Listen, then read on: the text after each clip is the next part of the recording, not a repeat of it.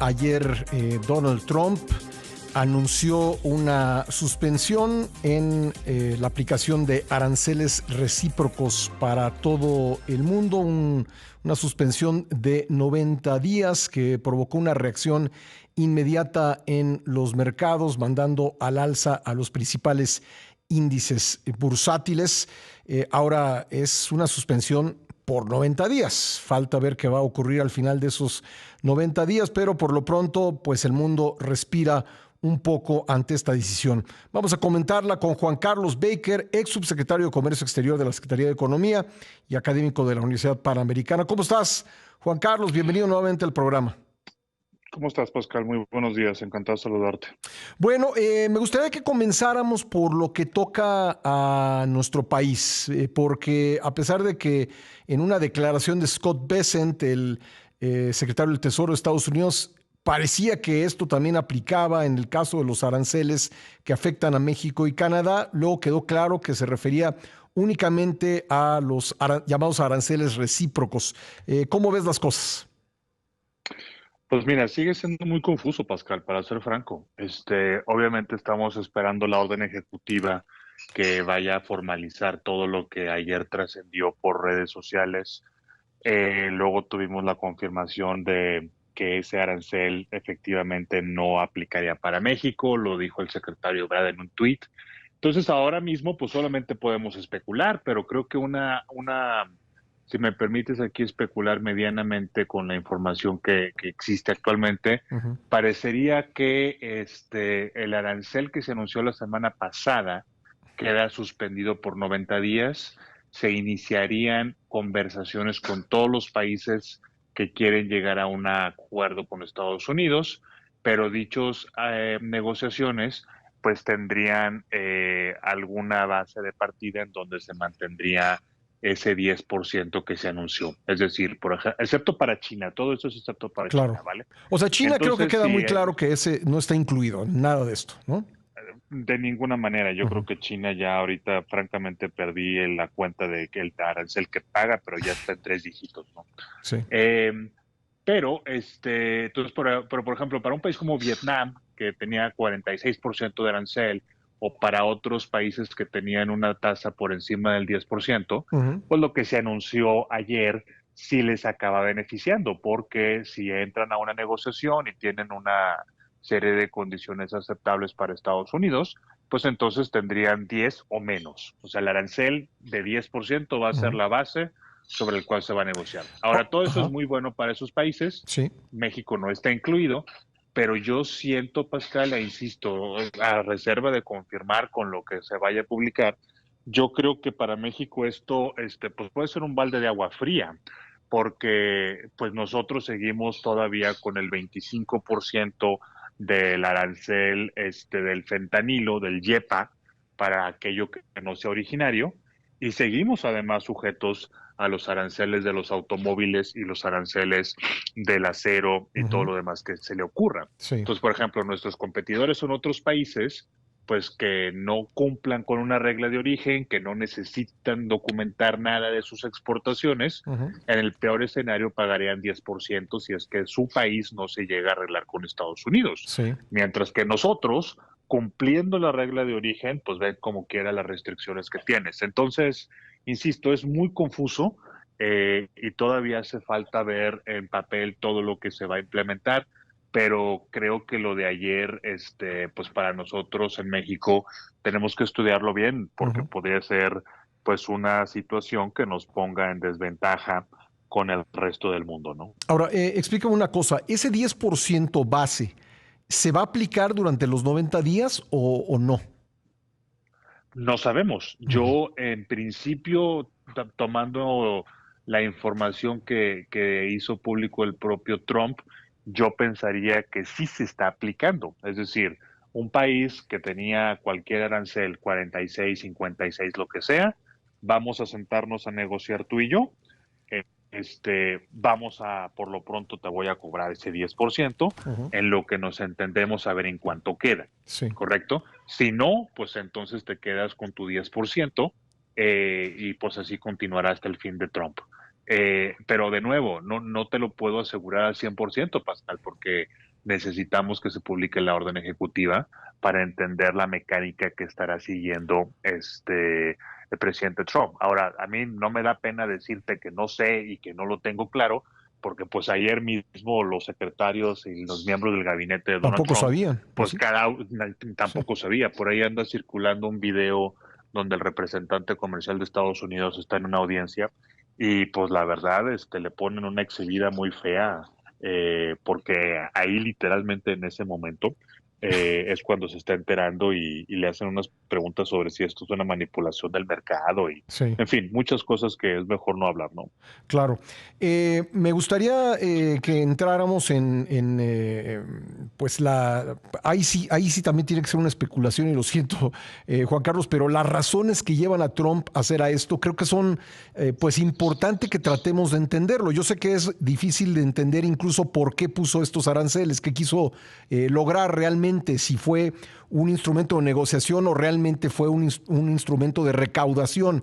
Y bueno, tengo que hacer aquí una pausa, pero me gustaría que cuando regresemos tratemos de entender hasta donde se pueda por qué puso y luego por qué los quitó y las implicaciones que tú ya adelantabas de que el resto del mundo se va a beneficiar de la pausa y de la reducción de aranceles al 10% y en cambio nosotros y Canadá nos vamos a quedar con el 25% en acero, aluminio, autos y todo lo que no esté cubierto por el TEMEC. Estamos conversando con Juan Carlos Baker sobre los aranceles de Trump, que los quita, que los pone, que los quita y las implicaciones que tiene esto.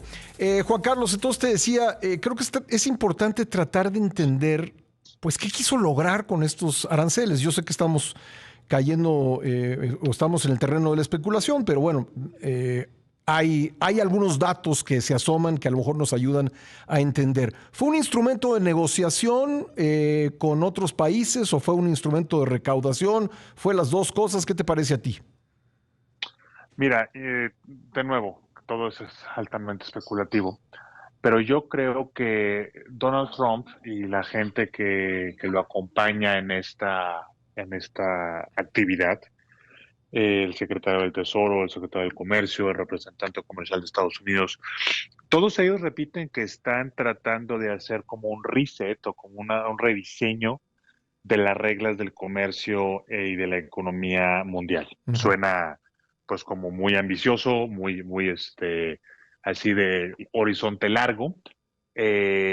Yo pienso que sí hay algo de cierto en esa ambición. Uh -huh. Yo pienso que efectivamente hay pues una creencia de que en algún momento Estados Unidos perdió el camino, de que otros países supieron aprovechar mejor el sistema que ellos, en fin, no lo sé.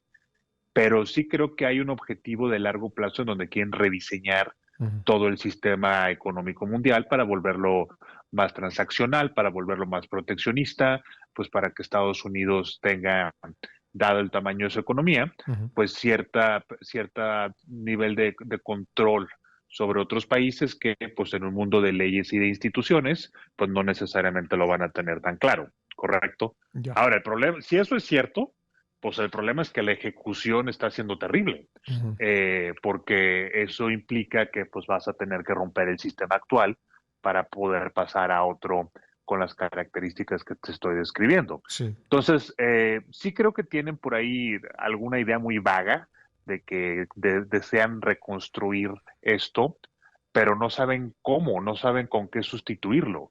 Y creo que un gran error en esa estrategia de Estados Unidos, pues es pensar que el mundo no va a hacer nada y que nos vamos a quedar cruzados de brazos. Entonces eso es todavía más peligroso, Pascal, porque en un momento en donde no puedes medir las reacciones de otros países, sobre todo de China, pues la estrategia estadounidense, aunque a ellos les haga sentido, Uh -huh. pues al mundo lo va a meter en un problema grave.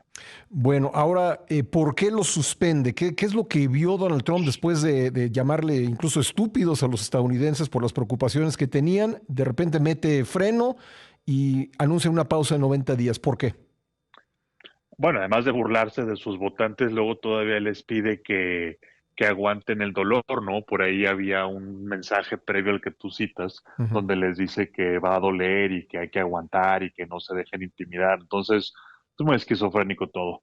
Yo creo que la razón por la cual echó para atrás los aranceles, al menos momentáneamente, es porque efectivamente el golpe de la realidad fue durísimo.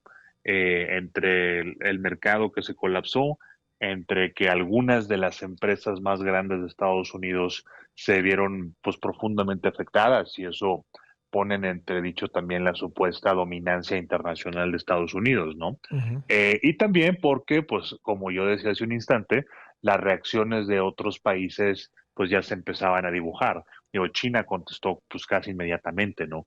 Pero Europa, Canadá, muchos otros países, pues, también dejaron ver que iban a sacar sus propias medidas de represalia contra Estados Unidos. Ujú. Entonces, yo creo que habiendo ganado o habiendo obtenido el objetivo político, y habiendo generado pues más millas para su narrativa política, pues le va a poner esta pausa y ahora va a llevar a los países a una negociación individual y aquellos que ya sea por el tamaño de sus economías o por su grado de exposición o porque simplemente no se quieren pelear, pues Ujú. algunos países sí van a negociar con Estados Unidos un trato en el corto plazo.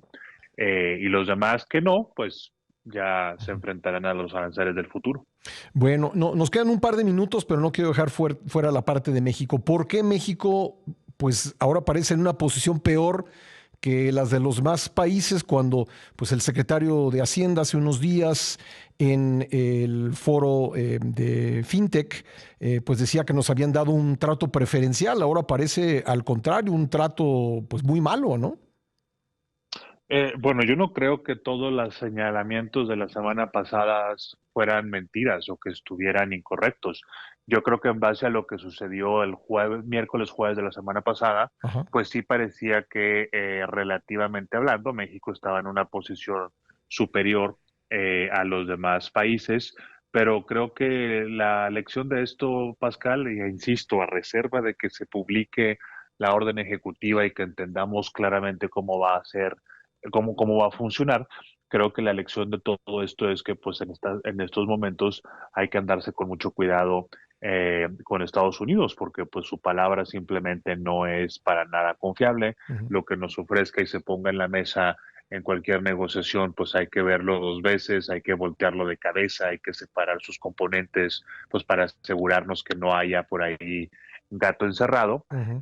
Y también, pues hay que pensarnos la estrategia en México acerca de, pues, cuánto vamos a ir nosotros otorgando en concesiones, porque cualquier cosa que le demos, Ujú. pues queda muy claro que va a estar ya como parte de lo que Estados Unidos gane, entre Ujú. comillas, y ellos no se sienten de alguna manera comprometidos a mantener ese statu quo con México y al contrario, tal vez hasta de darnos más sorpresas desagradables, ¿no? Ya, me quedan unos segundos, nada más preguntarte por último, ¿tiene que ver el que Canadá y México queden fuera con el tema del fentanilo? Pues podríamos especular que dado que el fentanilo y toda esta emergencia que se anunció a principios de la administración Trump está relacionada solo con Canadá y México, pues sí, yo creo que por ahí podemos encontrar una explicación. Ujú. Pero también ese argumento no nos ayuda a entender por qué otros países con los cuales podría tener preocupaciones, no de Ujú. fentanilo, pero preocupaciones equivalentes, Sí, pues no están en la misma caja que nosotros, ¿no? claro, como India, que es un exportador de los famosos precursores. Pues Juan Carlos, vamos a esperar entonces las órdenes ejecutivas o la orden ejecutiva para tratar de entender un poco más, pero te agradezco mucho todo este contexto que nos has podido aportar. Muchas gracias. Con mucho gusto, Pascal. Buen día. Gracias, Juan Carlos Baker, ex subsecretario de Comercio Exterior de la Secretaría de Economía y académico de la UP, la Universidad Panamericana.